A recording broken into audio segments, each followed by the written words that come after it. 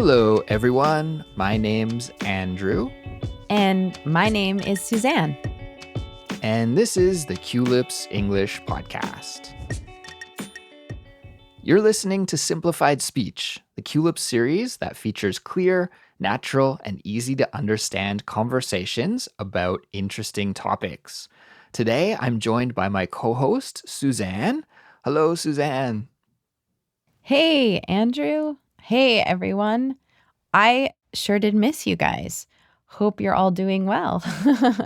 Long time no see, Suzanne, but it's great to have you back. Yeah, it's really great to be back. And wait, this is exciting. What is our episode about today? What are we going to be talking about? Well, the topic for today's episode is table manners. And I think this will be an interesting conversation. At least I'm excited to see where it goes, Suzanne. I'm not sure how this conversation will unfold exactly, but we'll see. And I have to give a shout out to one of our listeners, Zahir, because he suggested this topic to us. So, yeah, today we're talking about table manners. That's so interesting. Every culture has different rules about what's polite and what's rude when sitting down for a meal. So it'll be interesting to hear your perspective about this, Andrew, because I wonder if some of the manners that are polite in Canada are rude in Korea or vice versa. But before we get started with our discussion, Andrew, let's remind all the listeners about the study guide for this episode. Yes, we can't forget about that. So, everyone, we do make study guides and transcripts for all of our episodes here at Culips, and they are designed by our team of expert English teachers to help you build your English skills and reach your learning goals faster than ever. Now, as a Culips member, you'll also get some sweet bonuses like invitations to our monthly live streams, full access to our members only series, which is called the Fluency Files, and more. So, to become a Culips member, just visit our website, which is culips.com, and sign up. Okay, Suzanne, so let's get into our topic for today, which is table manners. And I thought we could start the discussion by talking about some common table manners that we follow in North America. Of course, you and I, we are both North Americans, right? I'm Canadian, you're American, and I think our table manners are pretty much exactly the same in the two countries. I mean, at least when I've visited America, I've never noticed anything that's really different in regard to table manners. But Suzanne, you've lived in both countries, so maybe you have. Would you say they're pretty much exactly the same in that regard? Yeah, I really do think so. I think everyone washes their hands. For sandwiches and things, we use our hands, but for the most part, we use forks and knives and things like that, napkins. So it's really generally the same, I would say. Yeah, I agree. I haven't noticed any differences in regards to table manners between Canada and the USA, but that's not to say that there aren't some differences from other countries, right? I know in Europe and in Asia and Africa and India, all of these places have different etiquette and different rules around eating and what is polite and what is considered rude. So maybe we will start just because we do have a global audience. We have listeners from all over the place. So maybe we should talk a little bit about what is polite in our culture, Suzanne. So, what kind of table manners come to mind when you think of this topic? What pops into your head? Well, definitely making sure that you wash your hands before you eat or that you before you come to a table. Maybe you're meeting a friend for dinner at a restaurant. I tend to excuse myself and say, "You know what? I'm just going to wash my hands real quick," and make sure that I don't bring maybe the metro or whatever else I touched onto the table. I think that also going through the pandemic really helped to emphasize having clean hands. So that's definitely something that we do here. And people do put like the napkin or paper towel or whatever they give you on their laps a lot of times. Not everybody, but it's pretty common that people put things on their lap to protect their clothes and just to kind of make sure that you don't drop any spaghetti sauce or anything like that on your lap. Yeah, especially someone like me who is kind of a messy eater. That is a must. I need to do that for sure. But I have to say that when it comes to putting a napkin or something on my lap, I usually only would do that at a restaurant. I don't usually do that at home. Do you ever do that at home? No, I don't. And I see people wear aprons like while they're cooking. I say that because I'm a messy cooker. I definitely splatter things and spill while I'm cooking because I just really love cooking and I get in the zone and I don't really think about all of the mess that is happening. And I see people wearing aprons at home and I don't do that, and I have them, and I should use them, and I think I would be a lot happier because I wouldn't splatter my clothes as much. But I don't use napkins on my lap at home. Okay. And it's funny that you were talking about being a messy cooker. I just actually had to throw out a couple of t-shirts because they got stained when I was cooking at home. And I was saying to my wife, I need to buy an apron because I guess I am also a messy cooker and I could protect and save my clothes. So it's just kind of funny that you brought that up because I was just thinking about that the other day as well. Suzanne, one thing also that you said that kind of sparked a thought in my head was about washing your hands before coming to the table. Many listeners will know that I live in South Korea, and one thing that they do here in South Korea, which I really love, is they always give you a wet tissue when you come. They call it water tissue in Korean language. I don't know exactly what we would call it in English, maybe a wet wipe. They give you like a wet wipe when you come to the table to wash your hands at the table. I haven't really noticed too many restaurants in Canada that do that, but I think it's a great idea and it just is a nice way to make sure that you are spick and span before you enjoy your meal. That's wonderful. I remember my grandmother actually keeping some of those in her purse and handing them to us as kids, because kids have dirty hands most of the time. So, yeah, that seems like a really good idea to kind of keep it in your bag or your backpack just in case, especially if you're traveling or on a backpacking trip somewhere. That could be a really good thing to take with you. When I think about table manners, the first thing that pops into my head is about how you actually deal with the food when you are putting it into your mouth. So, like when you are chewing and how you essentially behave when you've got food in your mouth, right? Like that part of the eating process. So, big no-nos in my opinion for like being polite at the dinner table is never to chew with your mouth open, right? You want to keep your mouth closed so that you're not showing people what's inside your mouth. And also you don't want to be like loud, right? That sound that comes out of people's mouths when they chew with their mouth open, it's really just gross, right? It's gross. And also, one thing that can help with that is to not talk while your mouth is full, right? So Hmm. if you take a bite, and then someone asks you a question, Right. it can be challenging. Yes. Maybe you say, like, just 1 second, and you finish chewing and then you can answer their question. Because especially if you're out to dinner at a restaurant, you are there probably to have conversation. So you have to kind of time your conversation around your bites of food so that you don't spit any food out onto the table. Yeah, and another thing, Suzanne, is slurping when you're eating your food, right? Like if you're eating pasta or noodles or soup or something, in general, we want to try and keep the noises down. That's considered to be polite table manners in Canada. Yeah.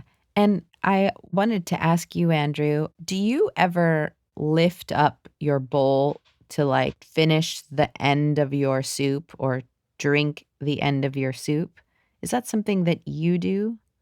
Yes. But okay, this actually comes into the different table manners when you're in public and table manners when you're at home, because I think at home I definitely do that.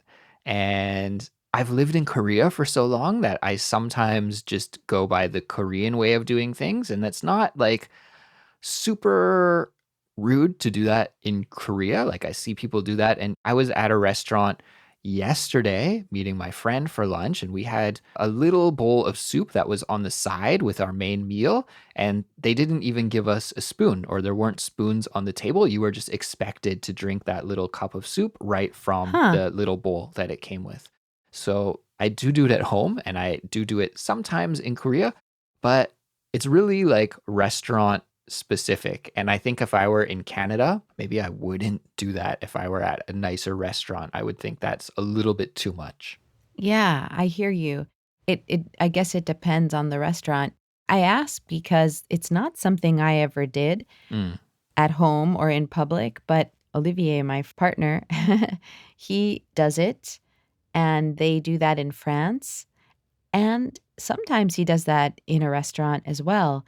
And I just always watch him like, "Huh, I I never I never do that, but I think it's fine." It's great. It kind of means like I love it so much I want to get every last drop. And it was just a question because it was something I noticed that I was not used to, but that seems totally acceptable.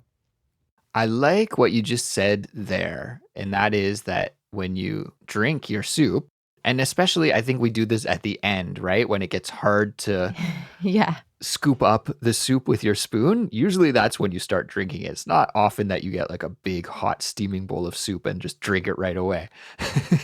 But when you're towards the end and it's more convenient to drink it, it does show that you enjoy it, right? You're like really enjoying your meal. And that's something that I've noticed in Korea. There are some slight differences about what's polite at the table and what's rude at the table. And I think in both cultures, generally, you don't want to make too much noise or be disgusting with your eating. But I have noticed here in Korea that if people are eating a little bit louder or like slurping their noodles or maybe drinking their soup or something like that, it's kind of showing that you really are enjoying your meal. And people will comment like, wow, this guy's like really enjoying this food. Like it must be so delicious. So, yeah, it's just like a different viewpoint, but it's interesting. And that's fascinating to hear that they do that in France as well. Yeah, I think similar to my family, my Italian family, if you're eating it kind of fast, that then it means that you're really enjoying it, right? Like it's so good you want to really just devour it. Whereas when I go to France, for example, they eat very slow.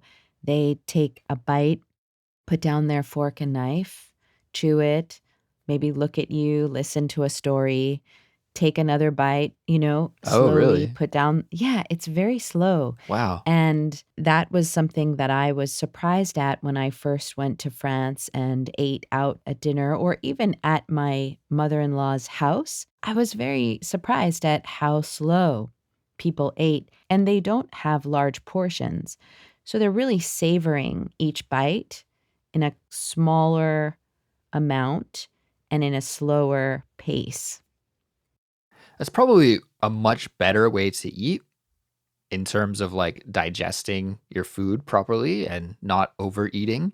I could also see that being a little bit uncomfortable. Like if you're meeting your partner's parents for the first time or something like that, and you had to eat really slowly, like these tiny little bites and get the food down slowly, depending on the social arrangement of the dinner party, it could be maybe more awkward. But I think, yeah, I'm not a doctor, but I would think that that's a healthier way to eat than, you know, sometimes the way that we do in North America, where we just eat a lot and we eat quickly. It's true, and I notice also something different about the French culture when we're out to dinner because my family's American and Olivier's family is French, and we've had some instances over the past year where we've been together at dinner. And I noticed that they wait until everyone gets their food at a restaurant to begin eating. And this is not something that is in all of North America as far as a cultural happening. Like most of us don't wait until everyone is served Mm-hmm. because the food is hot. And so we kind of go for it and just start eating. Mm. But with French people, they tend to wait till everyone is served, even if they're waiting like 5, 6, 10 minutes. Mm. So it can be a little shocking if you're like, oh, shoot, I shouldn't take that bite. Sorry about that, everybody. If your food comes out first, then you might be put in a difficult situation. Totally, totally. Now, you can pick on your French fries. That's okay. Okay. It's just like can't dive into the main course. Totally. That's it. That's what I noticed. So that's interesting because personally, maybe this was just like my family, but we always followed that kind of same system where we'd wait for everybody's food to be served, and it was always considered to be a little bit rude to jump in and start eating. Usually in that situation, the other people will feel kind of burdened that they are making you wait. So they will say, oh, just go ahead, like tuck in. You don't have to wait for me. But without that permission of the other person, then it always felt a little bit rude. So I've always followed that as well. But that's caused some problems for me now that I'm living in Korea, because usually in Korea, it's like the head of the family or maybe the head of a company, whoever is like the top dog in the line Huh. of command. Once they start eating, then you can start eating. So, for example, when I meet with my wife's family, it's my father-in-law. He's kind of the head of the household. So once he starts eating, well, then we can follow after him. But often what happens when I go for dinner at my in-laws' place is that my mother-in-law will always be just busy in the kitchen, and she won't sit down at the table. She'll still be like cooking and bringing food to the table and that kind of thing. And my father-in-law will just start eating, and then I'm put in a difficult place because I think it's kind of rude to start eating when my mother-in-law is still like cooking and preparing things. So I feel like I need to wait for her. But then my father-in-law will tell me, start eating. Come on, let's go.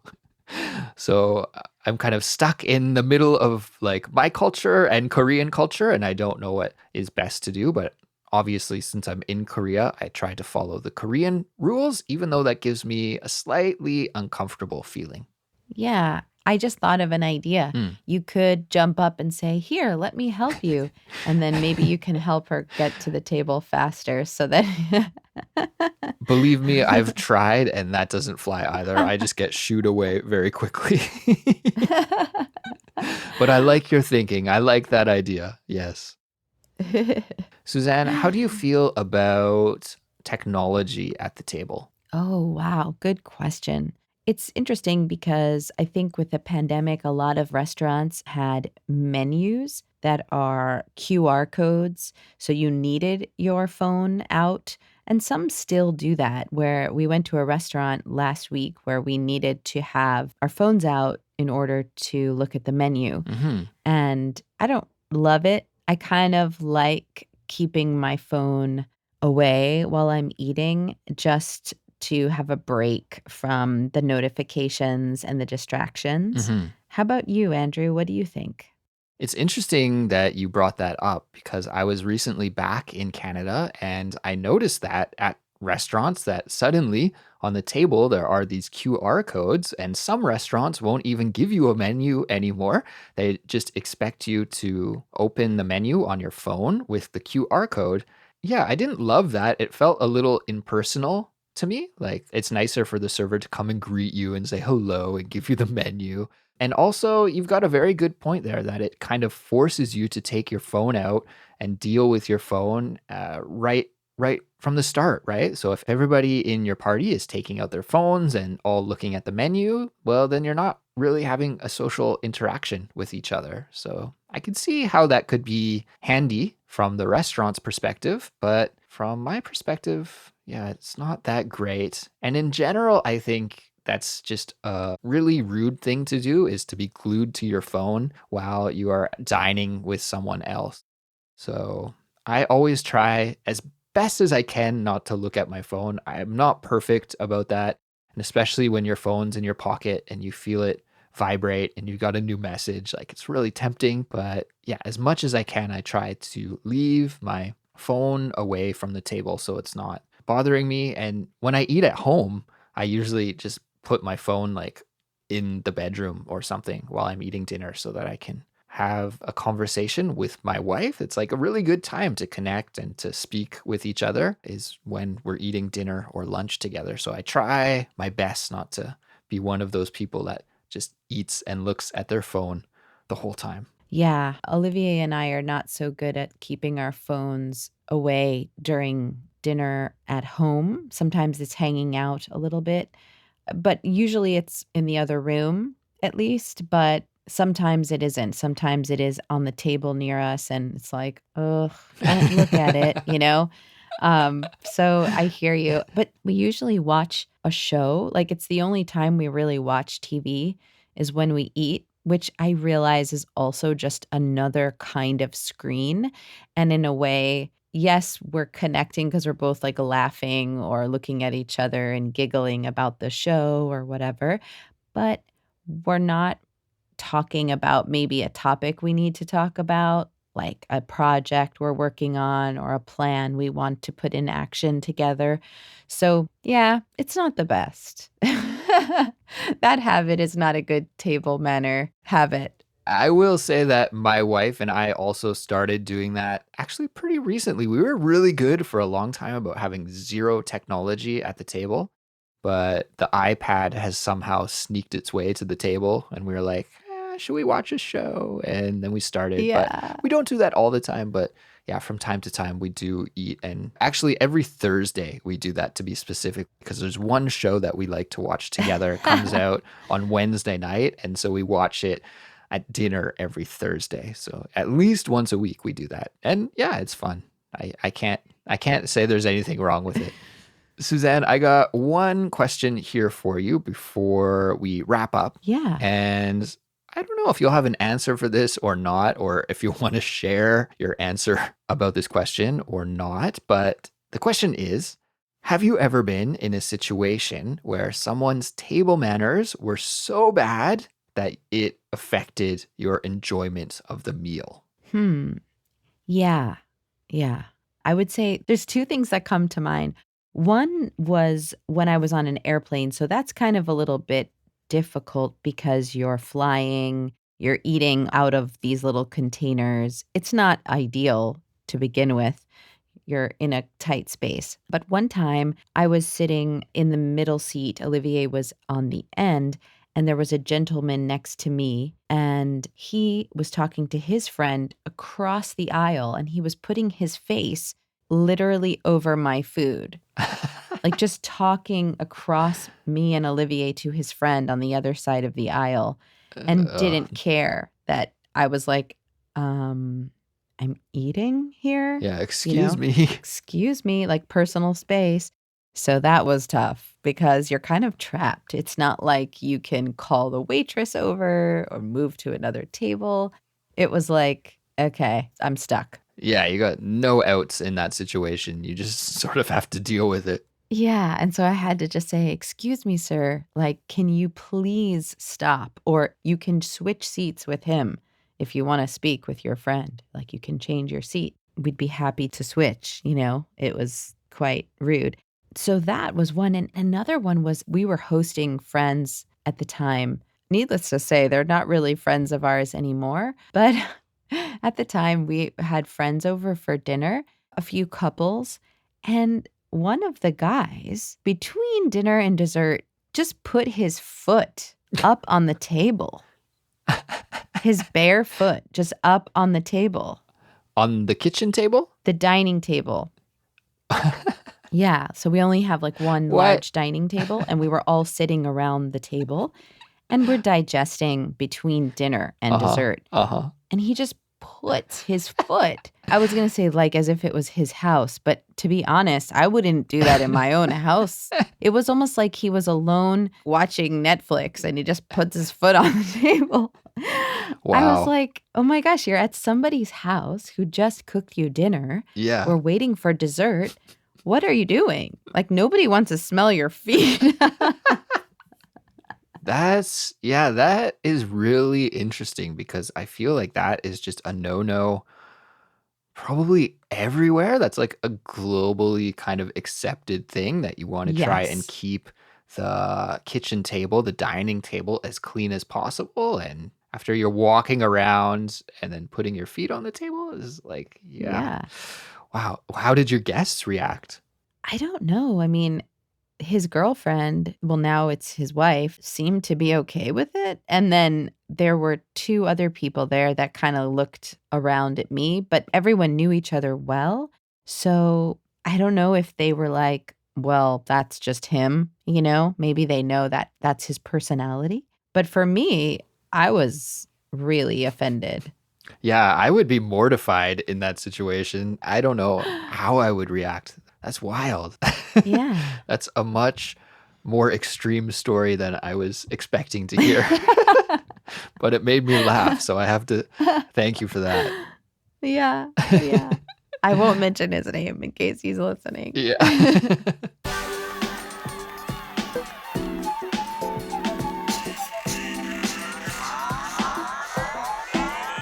Well, anyways, Suzanne, I think we should wrap it up for today's episode. So, everyone, we are so thankful that you joined us here for this English lesson, and we hope you enjoyed our conversation.